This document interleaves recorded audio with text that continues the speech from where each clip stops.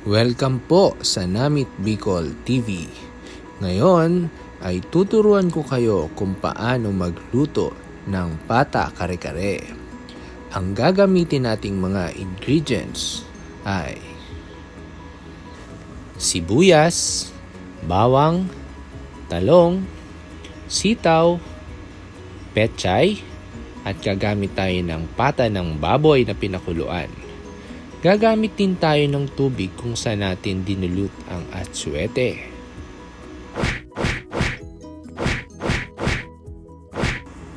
Gagamit tayo ng patis at pwede din tayong gumamit ng paminta at asin at ang ating main ingredient na peanut butter. So maglalagay lang tayo ng cooking oil.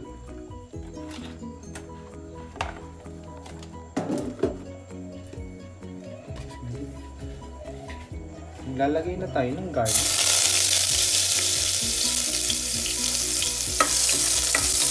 So, susutayin na natin. Lalagay lang natin ng sibuyas.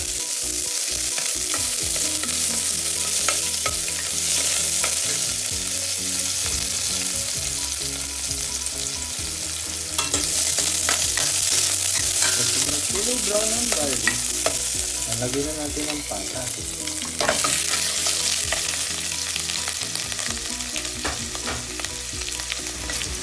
Hahaluin lang natin ito para hindi dumikit sa ating kaserola.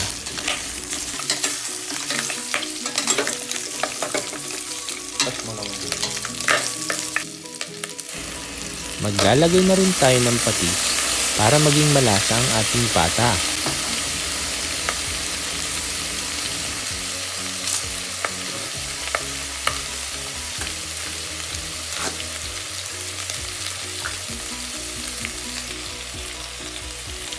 Ilalagay na natin ang ating main ingredient na peanut butter. So, ang gagamitin ko ngayong peanut butter ay ang Lily's peanut butter, kung saan mabibili natin ito sa halagang 70 pesos sa ating mga groceries.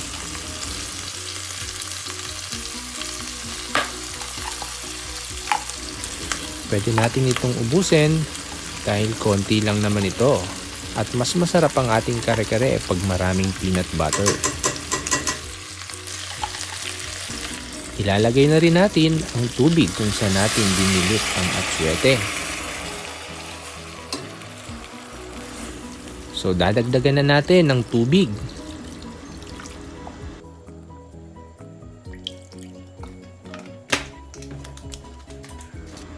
Maglalagay na rin tayo ng kalahating beef broth cubes.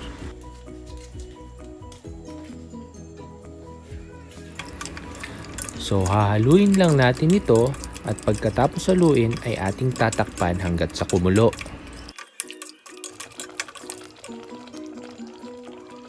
Ayan, kumukulo na. Pwede na tayo maglagay ng ating mga gulay. Uunahin ko lang ilagay itong ating mga eggplant or talong. So, ilulublog ko lang siya para madaling maluto.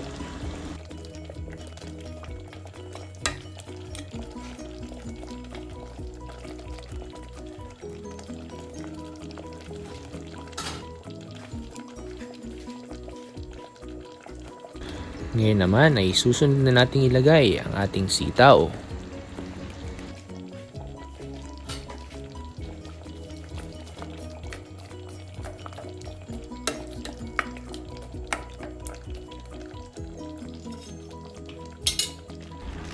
At huli naman natin ilalagay ang ating pechay.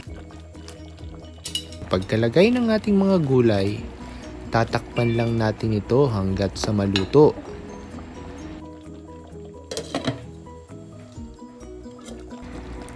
Ayan, luto na ang ating pata kare-kare.